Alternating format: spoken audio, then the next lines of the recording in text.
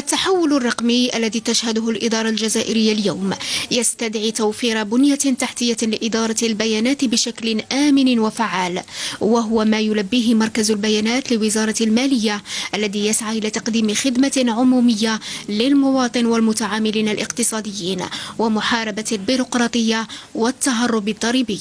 يمكن هذا المركز أيضا من إسراع وتيرة التنفيذ برنامج رقمنة النشاط المالية العمومية على غرار برنامج إدارة الأملاك الوطنية والضرائب والجمارك، كما تم رقمنة وفهرسة 25 مليون وثيقة من الأرشيف ووثائق للمحافظات العقارية على مستوى 216 محافظة عقارية عبر التراب الوطني، فضلا عن التصميم وإطلاق البوابة الجغرافية الجديدة المسمى فضاء الجزائر الجديدة. مركز البيانات مكسب هام يعزز المنظومة المعلوماتية وتكنولوجية الاتصال ولتحسين جودة الخدمات.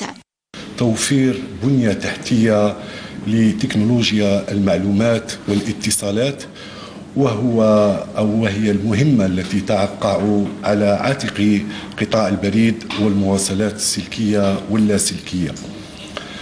وكما لاحظتم عرفت الجزائر قفزة نوعية وكمية خلال السنوات الأخيرة فيما يخص تطوير وعصرنة البنية التحتية لتكنولوجيا المعلومات والاتصالات، تحسين هذه الخدمة العمومية وفي نفس الوقت تحسين الحوكمة المالية والاقتصادية للبلاد.